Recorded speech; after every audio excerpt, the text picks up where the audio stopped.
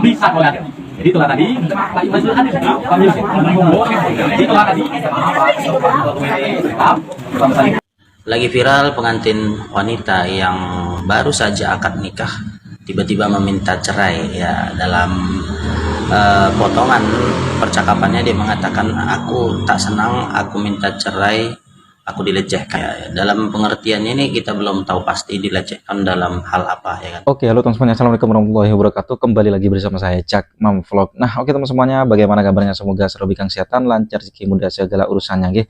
Amin amin ya robbal alamin. Oke teman semuanya ya, di kesempatan kali ini saya ingin berikan video reaction kembali nggih.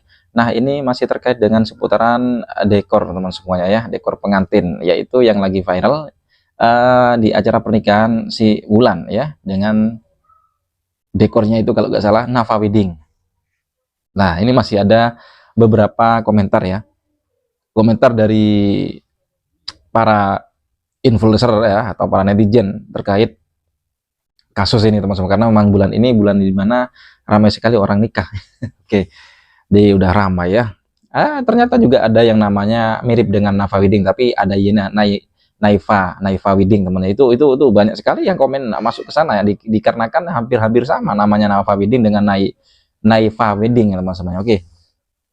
Cuman di sini yang saya akan sajikan juga bukan cuma masalah dekor ya, tapi masalah pengantin ketika setelah akad nikah itu langsung berakhir. Maksudnya, jadi ada salah satu pernikahan di Pali ya, Pali di Sumatera Selatan kalau nggak salah, Sumsel ya. Kalau keliru dibenarkan ya. Intinya di Pali, Sumatera Selatan itu acara pernikahan ya. Ijab kabul ya, atau akad nikah, selesai itu, habis itu yang perempuan, pengantin yang perempuan itu langsung batal. Katanya itu langsung minta gugat. Waduh, gimana ini? Oke, jadi untuk teman-teman supaya tidak terjadi penasaran, tonton video sampai selesai ya, supaya tidak terjadi salah paham. Oke, tidak usah berulang lagi, langsung saja kita simak ke video selengkapnya, monggo. Ya guys, lihat seorang pengantin nangis menjadi-jadi hanya karena dekorasi pengantinnya berantakan, tidak sesuai seperti apa yang diekspektasikan. Apalagi itu seumur hidup sekali loh. Udah dibayar lunas malah kayak gini loh. Ini bisa buat pelajaran kita semua ya guys ya. Hati-hati dalam hal memilih vendor pernikahan. Jangan mau langsung bayar lunas, karena kita tidak pernah tahu janji-janji manis para vendor-vendor pernikahan itu. Lihat juga rekam jejaknya, bagaimana ulasannya dan sebagainya, dan jangan mau terpikat dengan harga-harga murah. Kalau aku lihat ya di postingan vendor dekorasinya ya, itu memang murah-murah banget ya, dekorasinya 10 juta, 15 juta, bahkan dia kasih 11 juta dengan video yang semewah itu pun aku sempat nggak percaya ya, 10 juta segitu bagusnya sudah sama make up dan sebagainya. Kalau emang benar itu bagus ya dengan harga murah, kemungkinan dia memiliki pelanggan yang sangat banyak, dan aji mumpung banyak pesanan diterima semua, yang akhirnya banyak beberapa kegiatan-kegiatan pernikahan yang tidak terselesaikan dengan baik dan benar. Kalau aku lihat dari pengantinnya yang mereview ya, klarifikasinya ya, itu bener-bener nggak anu ya, apa namanya, tempat duduknya itu bener-bener nggak layak ya. Dia bukan kelihatan di orang, nggak dicuci dulu kan kotor semua. Kita ada benih. Kalau yang baru ini ada benih. Iya. Ini dari sini. Iya, dari tukang tenda, makanya ntar mereka komplain ke tukang tenda. Seperti tidak dicuci dan benar-benar kotor sekali. Ya, pokoknya ini hati-hati aja. Mbak Inem Jogja bikin video ini untuk mengedukasi kalian. Apabila kalian besok menjadi calon pengantin, ya usahakan cari rekomendasi vendor yang benar-benar bagus. Jangan cari yang termurah, tapi yang terpercaya. Melihat ulasan dan jangan mau langsung dibayar lunas. Ya, itu kuncinya. Dan untuk kalian para vendor-vendor dekorasi atau Nusantara, sebaiknya jangan kemaruk.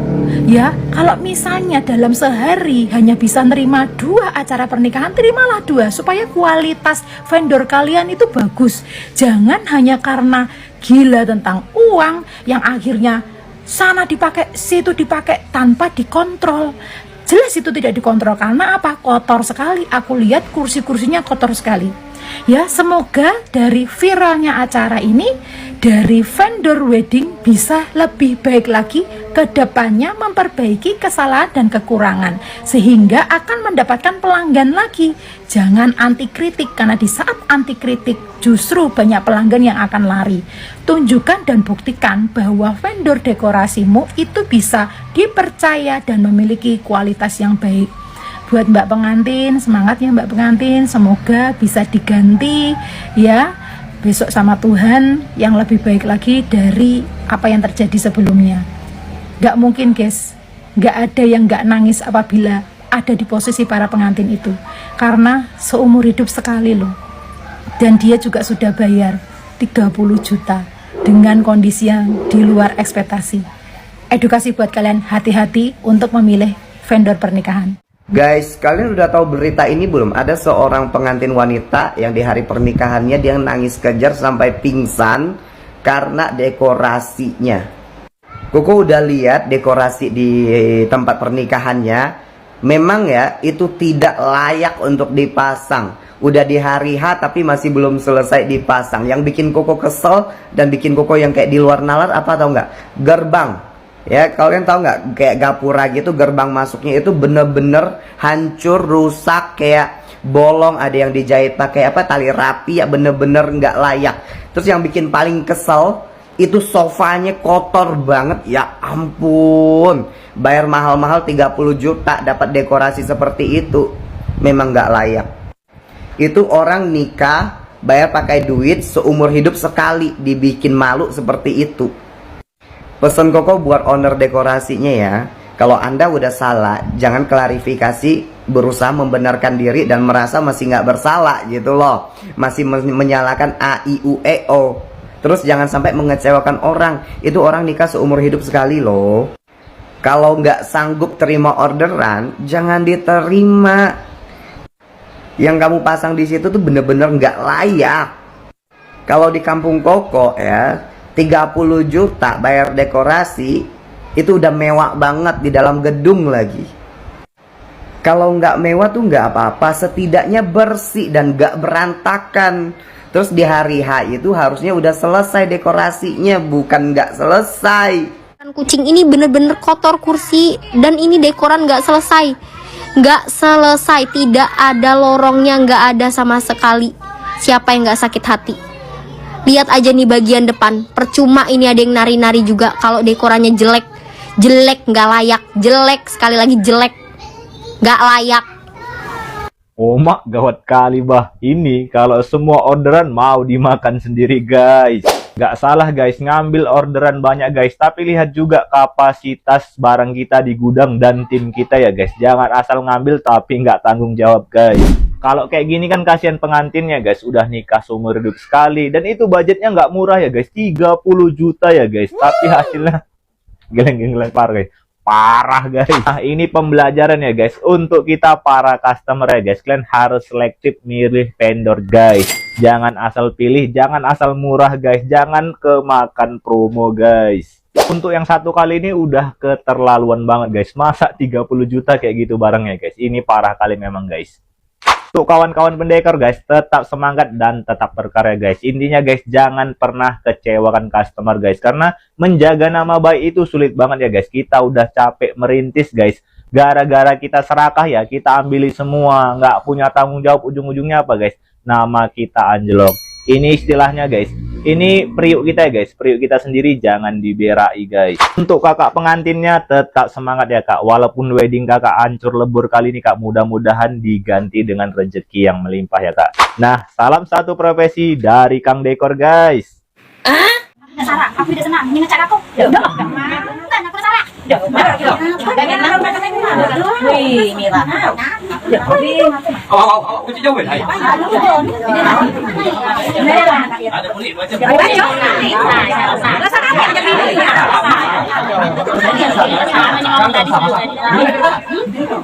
Tidak, tidak.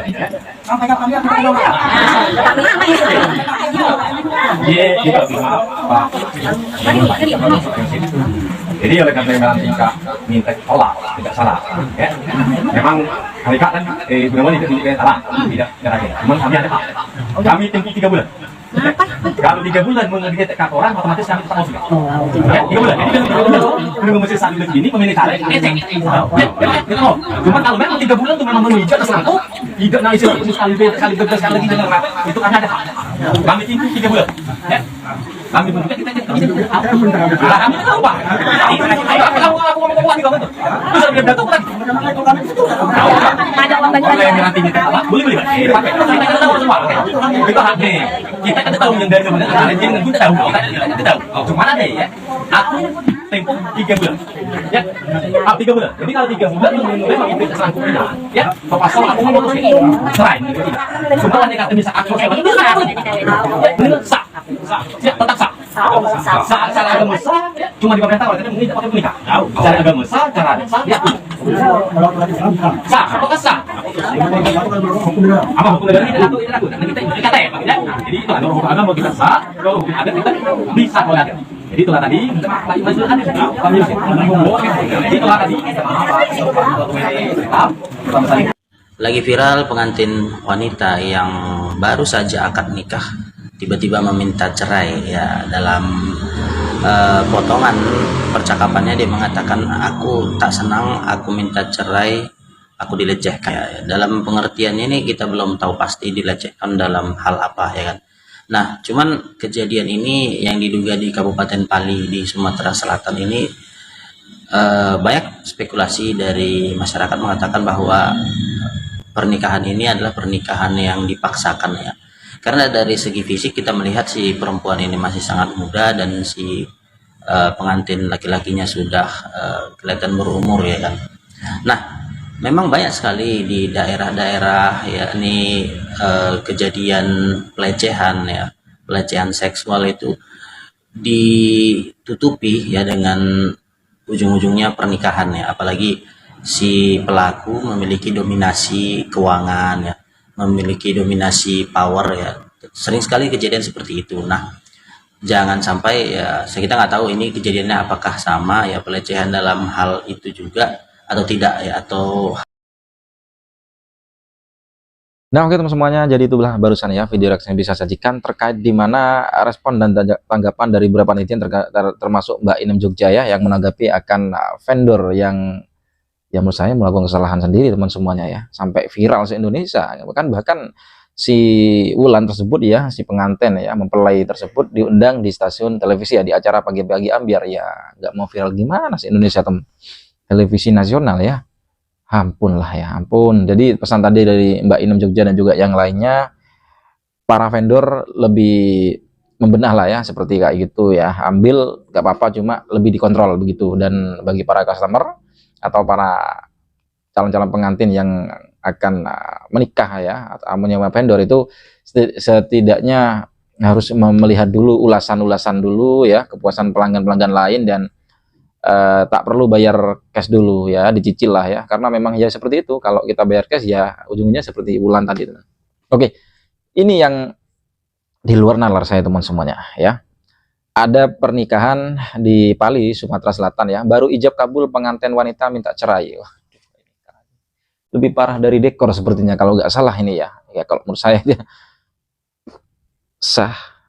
Udah ngomong di belakangnya si mempelai wanita minta cerai.